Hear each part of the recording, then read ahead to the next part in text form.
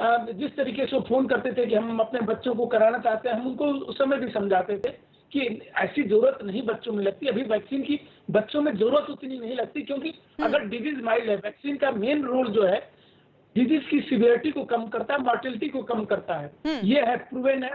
और जो एडल्ट में हम प्रिस्क्राइब करते हैं, उसका मेन मकसद यही है कि हम एटलीस्ट सीवियरिटी कम कर दें, डिजीज़ को जो है डेथ कम कर दे। अगर बिल्कुल ही माइल्ड डिजीज़ हो तो एडल्ट में भी हमें चिंता नहीं होगी।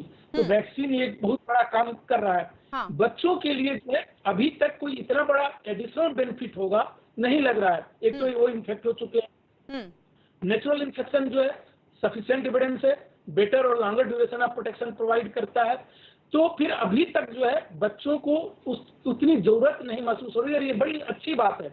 हर जगह क्लिनिकल ट्रायल्स में अगर ऐसे आ रहे कि बच्चे इन्फेक्ट हो चुके हैं, फॉरगेट अबाउट क्लिनिकल ट्रायल्स, आप दूसरे भी एविडेंसेस देख लीजिए। आईसीएमआर ने सीरो सर्वे कराया, उन्होंने पाया कि नहीं, बच्चों में जो है एडल्ट के बराबर ही है या कहीं ज़्यादा है, कम नहीं है। दिल्ली या अलग अलग स्टेट्स ने अपने सीरो सर्वे कराया। मैं दिल्ली की बात करूं तो 51% एडल्ट थे लास्ट सीरो सर्वे में, और 54% बच्चे। तो बच्चों में डिजीज बहुत ही माइल्ड है, और इसलिए बच्चों को लेकर बहुत घबराने की जरूरत नहीं है। पैनिक क्रिएट करने के पीछे कुछ और मकसद हो सकता है, साइंस नहीं हो सकता। जी हाँ। डॉक्टर उमर हसन, मैं आपके पास आ रही हूँ सर, क्योंकि इस ट्रायल से निकलकर जो चौंकाने वाली चीजें सामने आई हैं उसका जिक्र करना बहुत जरूरी है। 2 साल से 18 साल तक के बच्चों पर दरअसल ये वैक्सीन ट्रायल हो रहा था, जिसमें ये निकलकर सामने आया कि 12 साल से 18 साल के बच्चों में जो 50 वॉलंटियर्स चुने गए थे, उनमें 10 में एंटीबॉडीज थी। 6 से 12 साल तक के बच्चों में 30 बच्चों में से 5 में एंटीबॉडीज मिली। 2 साल का बहुत छोटा बच्चा होता है, आप सोचिए 2 साल के बच्चे में भी एंटीबॉडीज पाई गई, यानी 2 साल से 6 साल के जो 20 बच्चे चुने गए थे, उनमें से 3 में एंटीबॉडीज बनी है। इसको आप कैसे देख रहे हैं? क्योंकि बिना किसी सिम्टम के ये बच्चे रिकवर हो गए, ये खतरा है या फिर ये बच्चे खतरे से बाहर हैं? क्योंकि थर्ड वेव को लेकर तो हम यही कह रहे हैं कि बच्चों पर थर्ड वेव का असर देखने को मिलेगा।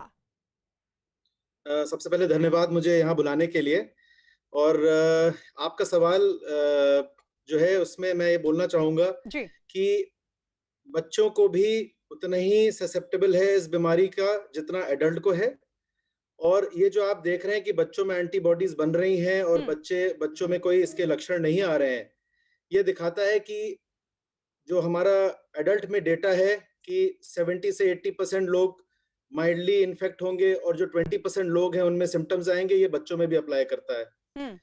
और ये जो 50 बच्चों का डेटा आप मुझे दे रही हैं, अगर मैं अपने क्लिनिकल प्रैक्टिस में, बिकॉज हम सारे लोग कोरोना वॉरियर्स हो गए थे, हमारे पास हार्ट के अलावा बहुत कॉल्स आते थे कोरोना वायरस को लेकर, और बहुत लोग हमसे बात करते थे। तो अगर एक घर में 10 लोग हैं तो 10 लोग में से ये कम से कम 7 या 8 लोग को होता था। तो उसमें बच्चे भी आ जाते थे, और जिन 2 को नहीं होता था उनके भी अगर आप एंटीबॉडी चेक कराते थे तो एंटीबॉडी बने हुए होते थे। डिपेंडिंग ऑन द सिवियरिटी, कितना तगड़ा इन्फेक्शन हुआ उतना ही बॉडी में एंटीबॉडी रिस्पॉन्स आता था, लेकिन सब में एंटीबॉडी बने होते थे। अब ये एंटीबॉडी कितने दिन तक हमें प्रोटेक्ट करेंगे, कितने दिन तक प्रोटेक्ट नहीं करेंगे, ये तो आने वाला समय ही बताएगा। बट ये बोल देना कि थर्ड वेव में सिर्फ बच्चों को ही खतरा है, आई डोंट थिंक ये करेक्ट चीज है। मेरे ख्याल से सबको इक्वल खतरा है। बच्चों के लिए इतना इंपॉर्टेंस इसलिए है क्योंकि बच्चों को एक टर्म यूज करा है हम लोगों ने, सुपर स्प्रेडर्स, कि बच्चों को सिम्टम नहीं होंगे लेकिन वो इस वायरस को एडल्ट्स में और बाकी लोगों में बिना किसी सिम्टम के फैला सकते हैं। इसलिए हमें अपने बच्चों को, देश के बच्चों को बचा के रखना है कि उनसे वायरस और आगे ना फैले। बट ज्यादा बच्चे इफेक्ट होंगे, मैं अपने कोलीग से बहुत सहमत हूँ इस बात पे। ऐसा कोई हमारे पास डेटा नहीं और ना हमें इस चीज को सोचना चाहिए। हाँ, वैक्सीन जरूर अगर बच्चों के लिए आ जाए तो हमारे पास एक और अच्छी चीज होगी जिससे हम और इन्फेक्शन को रोक सकते हैं। डॉक्टर चमिंदर सिंह, मैं आपके पास आ रही हूँ क्योंकि डॉक्टर उमर हुसैन कह रहे हैं कि सेकेंड वेव में भी बच्चे संक्रमित हुए हैं, ऐसे आंकड़े निकलकर सामने आए हैं। तो फिर अगर कोई और वेव आती है, थर्ड वेव आती है, तो जाहिर सी बात है कहीं ना कहीं खतरा उन पर भी होगा। आप कैसे देख रहे हैं, ये बच्चे खतरे से बाहर हैं या फिर खतरा है उन पर भी?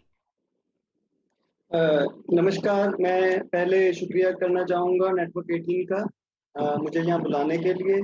जैसे कि पहले डॉक्टर साहब ने कहा है कि बच्चे उतने ही रिस्क पे हैं जितने एडल्ट रिस्क पे हैं, और पुरानी जो हमारी कोविड की